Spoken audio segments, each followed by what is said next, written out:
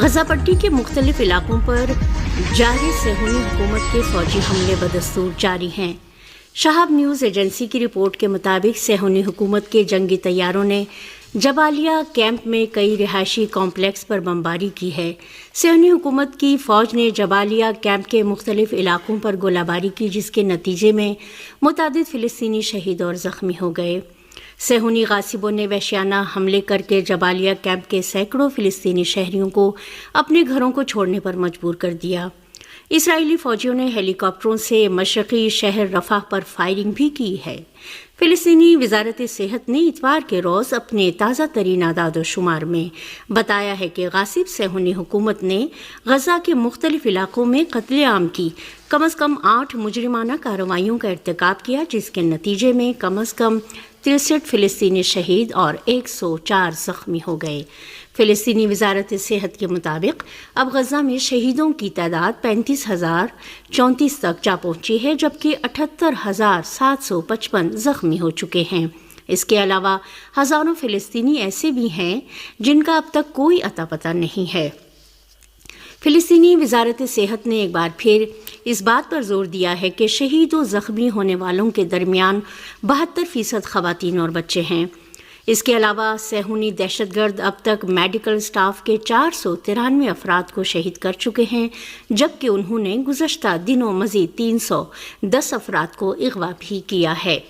دریاسنا اسلامی استقامتی تحریک حماس کے فوجی ونگ عز الدین القسام بریگیڈ نے بھی مشرقی رفح میں صہیونی حکومت کے فوجیوں کے ساتھ جنگ میں اس کی ایک فوجی بختربند گاڑی کو الیاسین 105 میزائل سے نشانہ بنا کر تباہ کر دیا۔ غزہ پٹی پر 7 اکتوبر سے شروع ہونے والے حملوں کے بعد سے اب تک 35,000 فلسطینی شہید اور 78,755 زخمی ہو چکے ہیں۔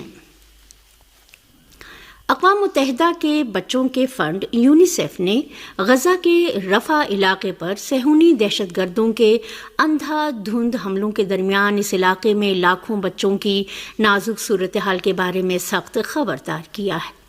اقوام متحدہ کے بچوں کے فنڈ یونیسیف نے اتوار کے روز ایک بار پھر خبردار کیا ہے کہ رفح میں 6 لاکھ فلسطینی بچوں کے پاس پناہ لینے کے لیے محفوظ جگہ نہیں بچی ہے۔ ساتھ ہی اس نے غزہ پٹی میں تمام بچوں کو جنگ کی وجہ سے لاحق متعدد نفسیاتی مسائل کا حوالہ دیتے ہوئے اس سلسلے میں بچوں کی مدد کرنے پر بھی زور دیا۔ یونیسیف کے مطابق رفح میں لاکھوں بچے معذوری اور صحت کے سنگین مسائل سے دوچار ہیں۔ واضح رہے کہ گزشتہ 6 مئی کو صہیونی حکومت کی جنگی کابینہ نے بین الاقوامی مخالفت کے باوجود غزہ پٹی کے جنوب میں واقع شہر رفح پر زمینی حملے کی منظوری دی تھی، اور اگلے ہی دن اس نے غزہ کے بے تحاشا گنجان آبادی والے علاقے رفح پر اندھا دھند بمباری اور گولہ باری شروع کر دی تھی۔ اطلاعات کے مطابق عام حالات میں رفح میں 3 سے 4 لاکھ افراد کی رہائش کی گنجائش موجود ہے، مگر صہیونی دہشت گردی سے فرار کر کے وہاں پناہ لینے والوں کی تعداد 15 لاکھ تک پہنچ گئی ہے۔ قابل ذکر ہے کہ صہیونی حکومت گزشتہ تقریباً 7 ماہ کے دوران غزہ میں جارحیت کے دوران نسل کشی، قتل و غارت اور تباہی پھیلانے کے سوا اپنے معین کردہ اہداف کو حاصل کرنے میں مکمل طور پر ناکام رہی ہے۔ صہیونی حکومت کے وزیر اعظم نے فلسطینی مزاحمت کی طاقت کے اعتراف کے ساتھ ہی غزہ میں اپنے جرائم جاری رکھنے پر تاکید کی ہے۔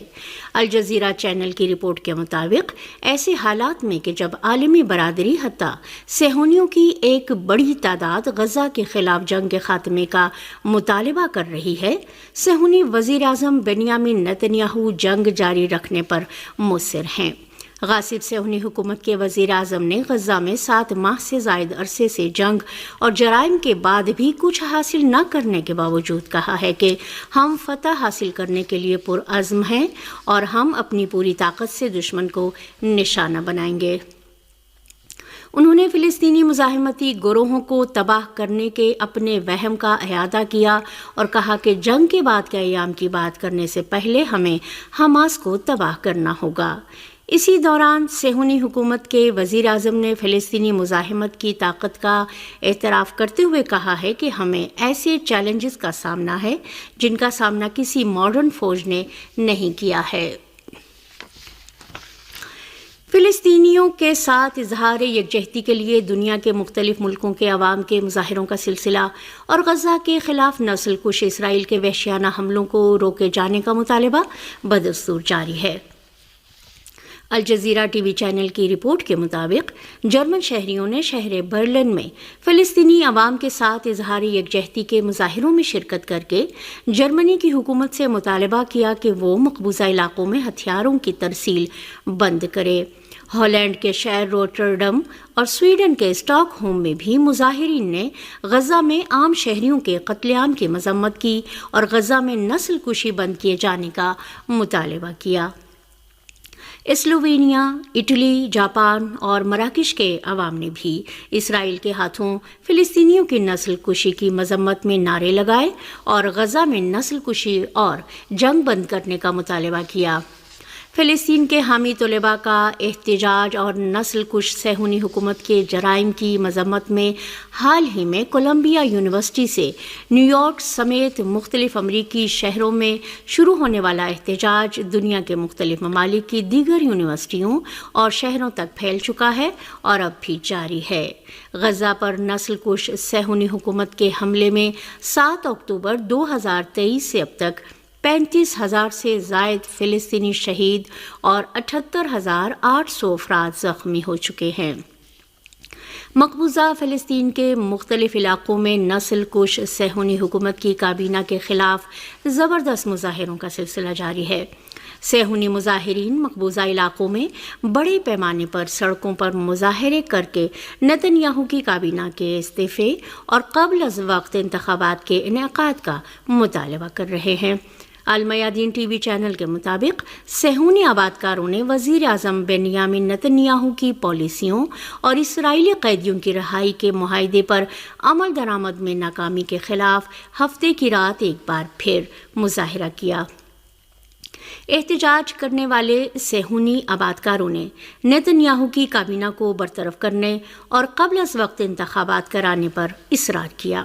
صہیونی مظاہرین نے نعرے لگاتے ہوئے فلسطین کی اسلامی مزاحمتی تحریک حماس کے ساتھ قیدیوں کے تبادلے کے معاہدے پر دستخط کرنے کا بھی مطالبہ کیا۔ ایسے میں جہاں نتن یاہو اور ان کے اتحادی جنگ جاری رکھنا چاہتے ہیں، وہیں ان کے مخالفین بھی جنگ بندی اور صہیونی قیدیوں کی رہائی پر زور دے رہے ہیں۔ بہت سے لوگوں کا یہ بھی ماننا ہے کہ نتن یاہو کا جنگ جاری رکھنے پر اصرار کرنے کا مقصد سیاسی زندگی کا تحفظ اور قانونی چارہ جوئی سے بچنا ہے۔ اس سلسلے میں لندن سے شائع ہونے والے گارڈین اخبار نے اپنے ایک مضمون میں اس جانب اشارہ کرتے ہوئے کہ صہیونی حکومت کو کئی محاذوں پر سفارتی سونامی کا سامنا کرنا پڑا ہے، لکھا ہے کہ غزہ جنگ میں توسیع اور مغربی کنارے میں فلسطینیوں کے خلاف صہیونی آبادکاروں کا غیر معمولی تشدد اس جاری حکومت کی مزید تنہائی کا باعث بنا ہے۔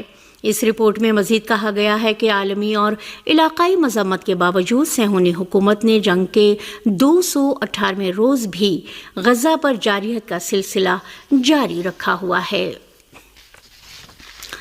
ہندوستان کی 10 ریاستوں میں 96 نشستوں کے لیے ووٹنگ کا آغاز ہو گیا، جس میں 11 کروڑ 70 لاکھ شہری اپنا حق رائے دہی استعمال کر رہے ہیں۔ ہندوستانی میڈیا کے مطابق لوک سبھا انتخابات 2024 کے چوتھے مرحلے کے لیے 9 ریاستوں اور ایک مرکز کے زیر انتظام علاقے کی 96 سیٹوں پر آج صبح 7 بجے سے ووٹنگ جاری ہے۔